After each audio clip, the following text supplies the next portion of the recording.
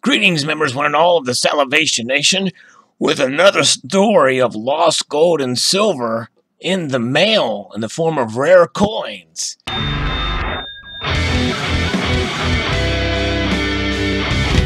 This story comes to us from Canada and was sent to me by J3B.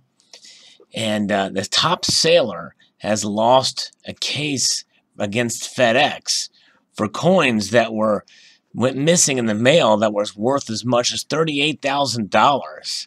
This is from Halifax. A top Canadian naval officer is out 50 rare coins he valued at $38,000 with little to show for it after a Nova Scotia small claims court found FedEx Canada not liable for the full value of his lost package.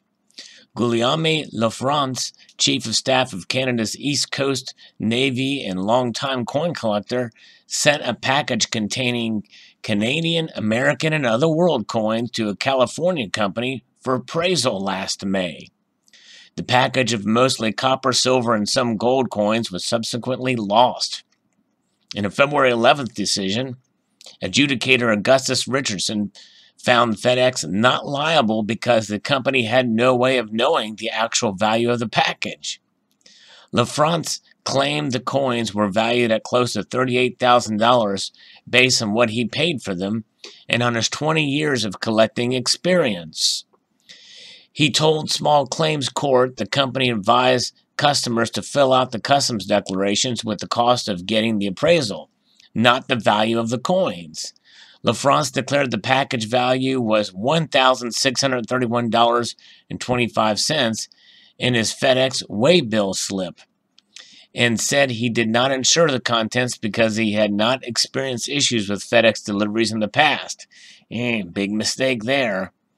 Richardson found FedEx acted within the terms laid out in tiny, faint font on the back of the slip Lafrance submitted. Those terms define FedEx's limits and liability for lost packages, reading our maximum liability for loss, even if caused by our negligence or gross negligence, is limited to $100 unless you declare a higher value for carriage, subject to maximum amounts specified below on the air waybill.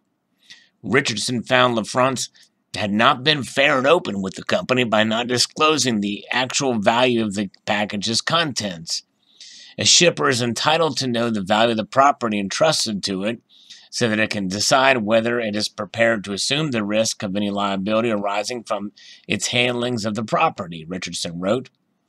The claimant was not acting prudently when he chose not to insure the package given the value of its contents.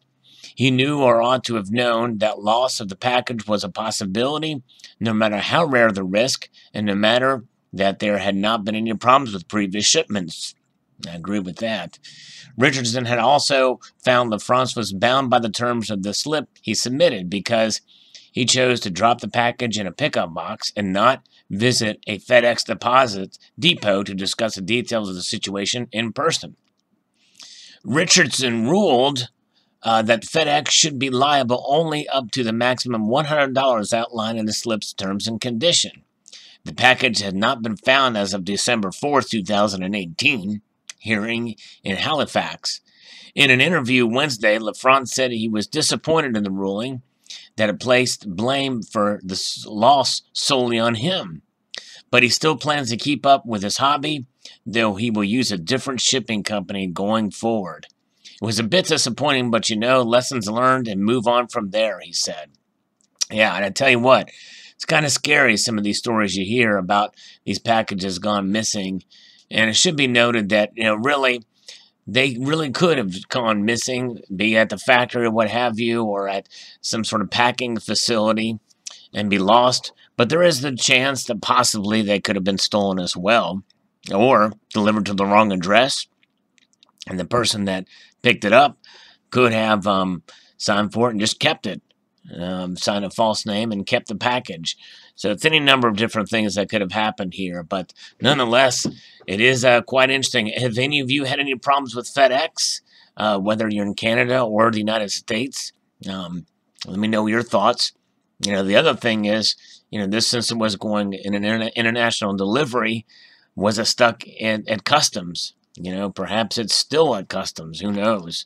I don't know if there's a way to find out or not. But nonetheless, interesting story nonetheless. Thanks again to J3B for sending this story along. Post your thoughts below. Would like to extend a multitude of gratitude, y'all, for watching, and encourage you to please rate, comment, and subscribe.